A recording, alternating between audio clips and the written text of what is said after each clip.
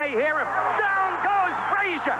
Down goes Frazier. Hey, what's up with it, fam? It's Hot Boxing Minute, your favorite pharmaceutical engineer turned boxing analyst. Back at you with that realness, and we had quite a few fights this weekend. I feel bad for casual boxing fans that only know a few fighters because if you pay attention to the sport, it's usually quite a bit of action going on in the boxing world, and this weekend had a bunch of cracking fights. The first of which started on Friday. I was at work when it went down. It went down, and I'm glad that I got a chance to watch it Friday afternoon. I was at work. Don't tell my boss. But anyways, out there in Sheffield, England, Sonny Edwards, the IBF flyweight champion, successfully defended his strap against Felix Alvarado. If you're on boxing Twitter, you're already familiar with Sonny Edwards. He is one of the very, very few fighters you can legitimately count them on one hand.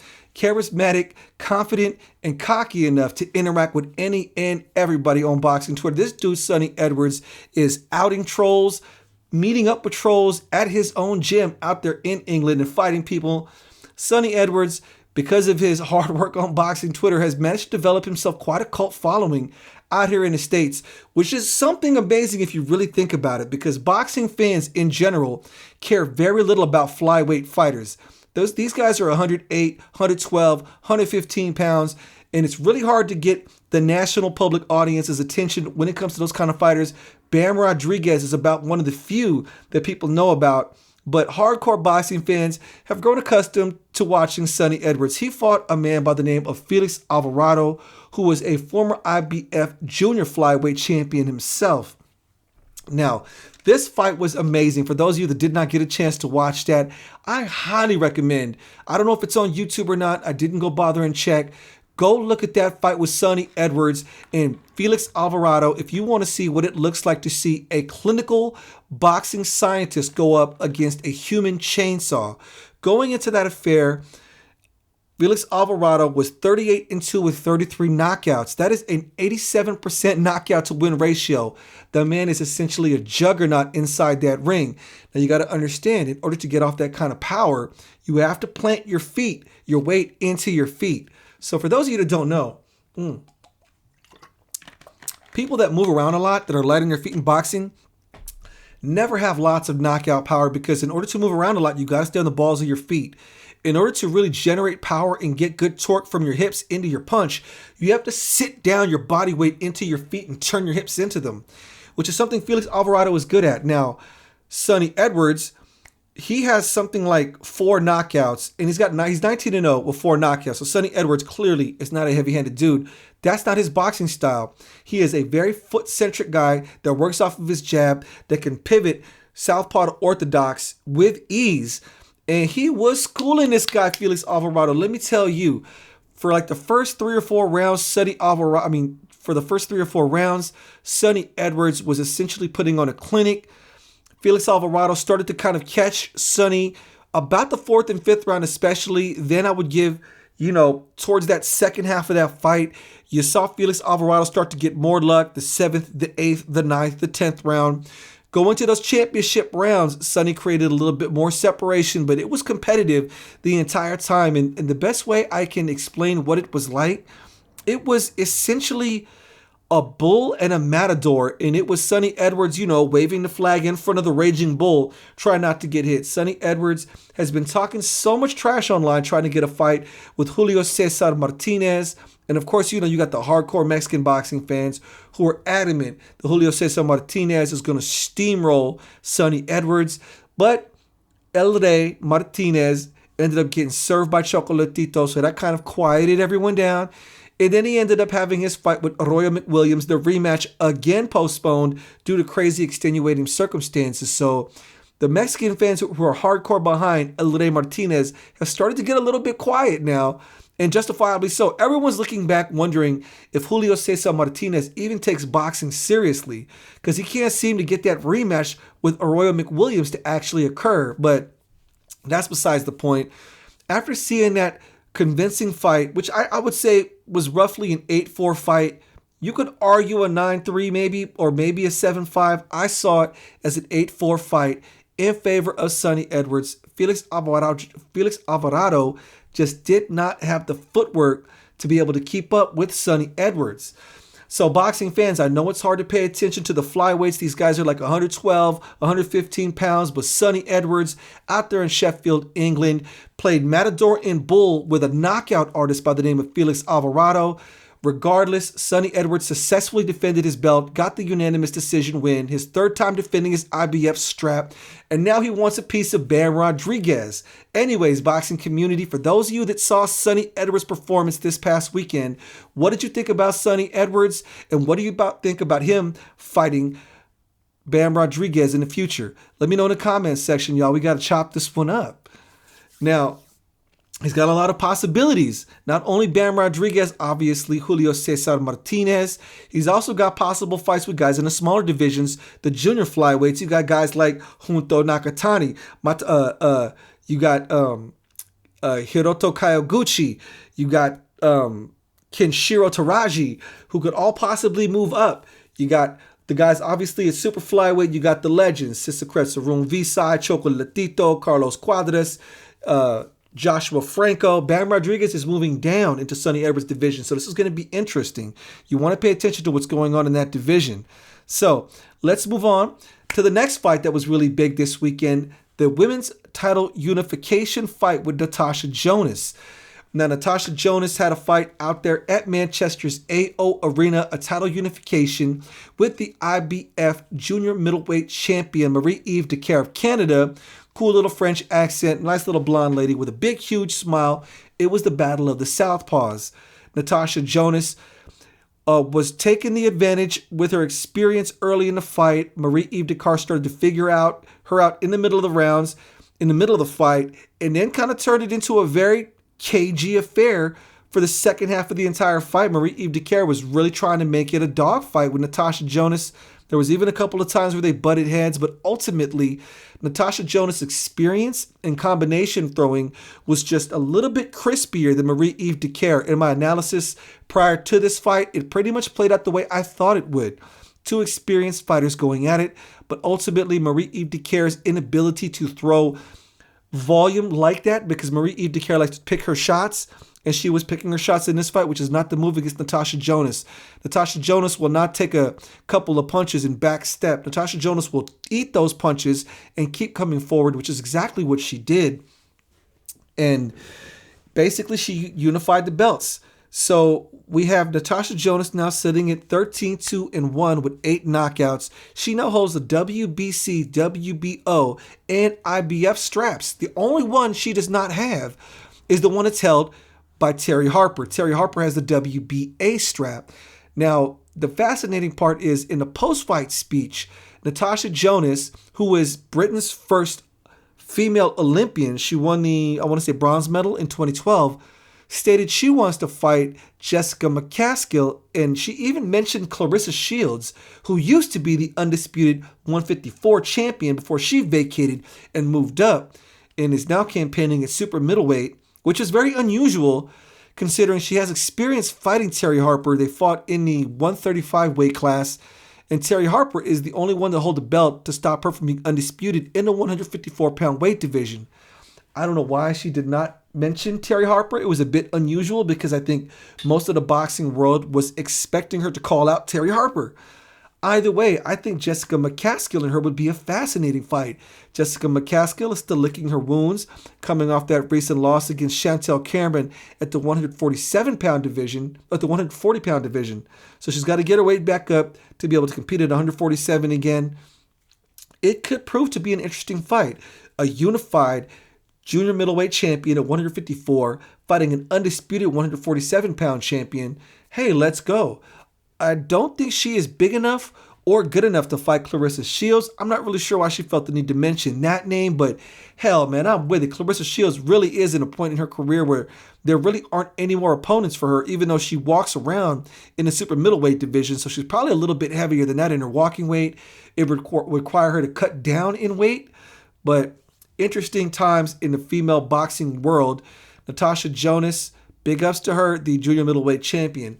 Listen, boxing fans, if you are not already paying attention to women's boxing, I highly recommend you do so.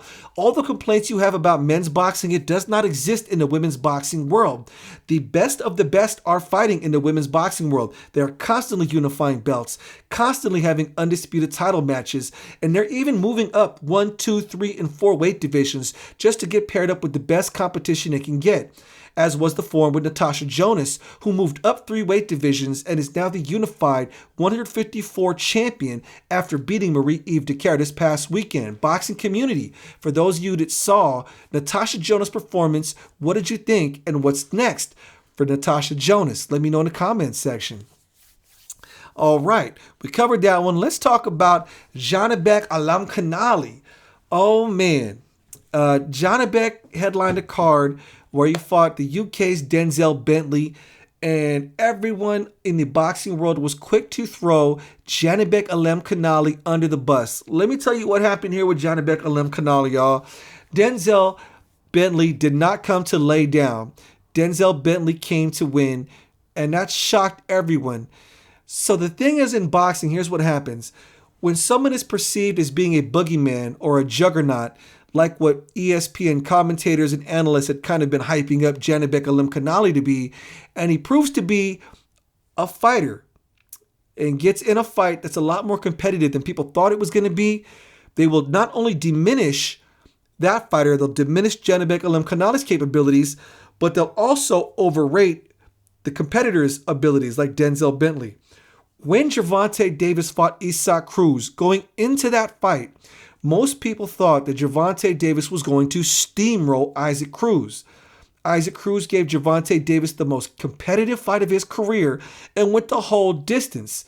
Now, the fact that Gervonta Davis didn't knock Isaac Cruz out had everyone under the belief that Isaac Cruz is now the formidable force of nature and that Gervonta Davis is a hype job. Neither is true. Gervonta Davis is not a hype job, and Isaac Cruz is not a formidable, unstoppable force of nature. Isaac Cruz did a lot better than people thought he was going to do, and Gervonta Davis had himself a tough fight. Gervonta Davis is still a quality fighter. Isaac Cruz is a quality fighter. Now, Denzel Bentley is a quality fighter. Is he world level? I would say no. I think he's a great Euro level, probably pinnacle and top shelf Euro level fighter, but I don't think he's world level. Janibek Alam Kanali is still a tough outing for anybody. He is still the WBO champion. He is still undefeated, 13-0 with 8 knockouts. And Janibek Alam Kanali, is he a hype job? That remains to be seen. This is how I am, folks, in the way I analyze boxing before I jump to conclusions. Fighters have on days, they have off days. Maybe it was an off day. Maybe Janibek Alam Kanali underestimated what Denzel Bentley was capable of and didn't think much of it. The fight was interesting. Janibek Alam Kanali pretty much was dictating the pace of the fight for the first 3 or 4 rounds. Denzel Bentley figured out his timing, and from that point on, Denzel Bentley's right hand was finding a home on Janibek in the form of a right cross and uppercut. So Denzel Bentley pretty much showed the boxing world the formula for beating Janibek. I would give Denzel Bentley the 6th, 7th, and 8th round, and even give Denzel Bentley props. Denzel Bentley has grit because he was getting beat to the pillar to post in that 12th round, but still managed to stand on his feet and survive. The ending scorecards were 2 cards had 116, 112, which I believe was the correct calling. One of the judges had it 118, 110. That's heinous. Ain't no way in hell that fight was 118, 110.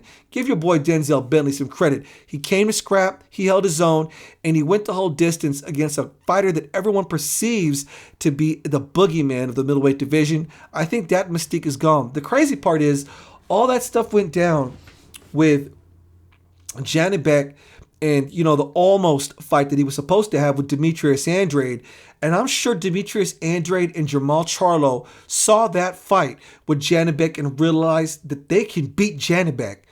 Janibek can still beat them too. Likewise, Janibek is still a good fighter. He's still a WBO champion, still undefeated, and still poses a very real threat to both of those guys. But now everyone knows there is a method to beating Janibek.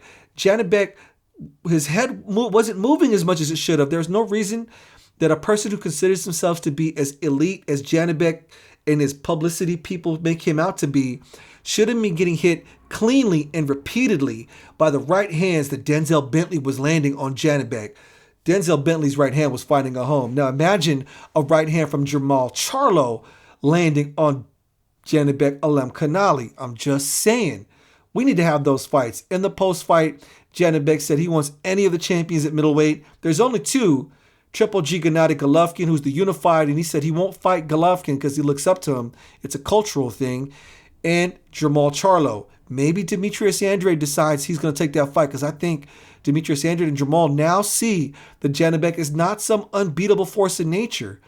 But we'll see. Hats off to Janibek Alemkhanuly in a successful title defense, his first one of the WBO strap since being elevated from interim title holder to full champion status.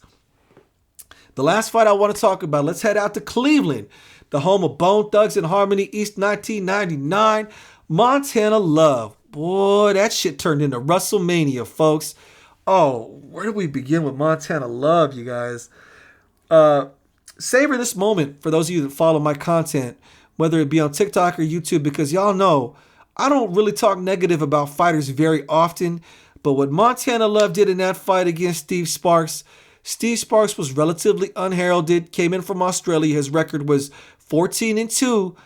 That man came in from Australia. As soon as he stepped in the ring, you could see he had on the Cleto Reyes gloves. And that automatically had me like, Steve Spark got on the puncher gloves. Maybe Spark is being underestimated, whatever the hell you want to call it. Steve Sparks started to put the beats on Montana Love, essentially is what happened.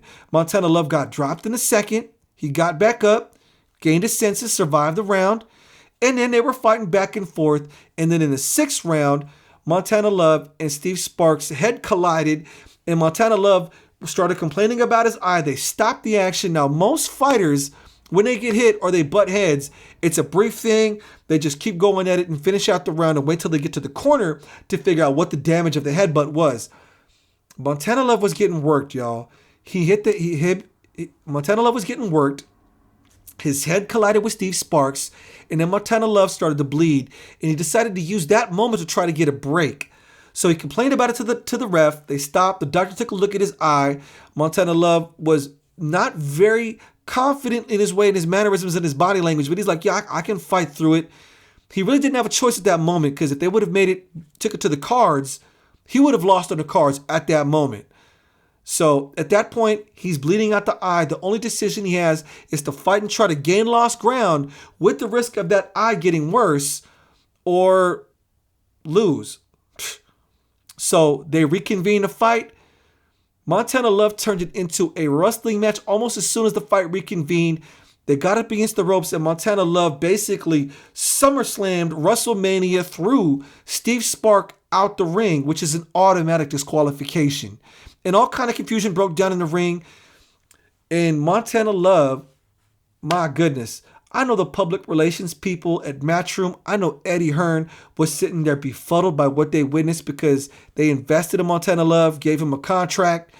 And I know they're looking at Montana Love like after that recent fight he had with Valenzuela, where the boxing world started to learn that Montana Love doesn't like to get hit, which, hey, not all cutesy fighters that are real technical, angly like to get hit, but he doesn't like to get hit. And then the second time around with Steve Spark, he showed again, he does not like to get hit. This is boxing. You're going to get hit. You can make the choice to visibly let it throw you off your game, or you can stay focused and calm, bite down on your gum shield, and fight back. And Montana Love looked like he was about to get beat by Steve Spark, and he took the lesser way out. Montana Love needs to own that as a man. You know, the messed up part is it's hard. You don't want to criticize fighters unfairly. It is difficult to get in that ring. You could risk losing your life in there. But at the same token, as an adult, the way a person takes their losses speaks volumes about their character. It really does. And Montana Love made a calculated assessment and threw Steve Spark out the ring because he didn't want to catch an L on his record via a decision, or possibly worse, get knocked out by Steve Spark, the much unheralded Australian. So big ups to Steve Spark. He advances to 15-2. He is now the WBA Intercontinental Super Lightweight Champion at 140 pounds. Maybe he gets a fight with Liam Paro in a big Australian card. Maybe Steve Spark somehow gets that WBA title shot against Alberto Puello. I don't know what's next. Montana Love, he's gonna have to go back to the drawing board, lick his wounds. I don't know if he has to change his trainer, see a therapist to figure out what's going on in his head, because he clearly has the skills. I don't believe that his knockout of Ivan Baranchyk was the pinnacle of what he's capable of, because it's clear he's got some talent, but he's got some things going on upstairs that he has to deal with as a fighter. And yeah, that was an interesting fight, and it made boxing look ridiculous. The MMA fans were deep in the comment sections making fun of boxing. They had an awesome night of fights. Israel Adesanya lost to Pereira, and that was, the third time he lost. Anyways, I'm not going to get into MMA or UFC because that's not my platform, but Montana Love caught the L via disqualification, which was kind of not the way he should have gone about that business. But either way, boxing community, for those of you that saw that fight with Montana Love, what did you think about that performance? What do you think is next for Montana Love? What do you think about Steve Spark and his performance? What's next for Steve Spark as the new WBA Intercontinental Junior Welterweight Champion? Boxing community, let me know in the comment section. Let's chop this up. I'm going to end the video there, folks. This is Hot Boxing Minute, the future of boxing analysis on TikTok and YouTube. Peace.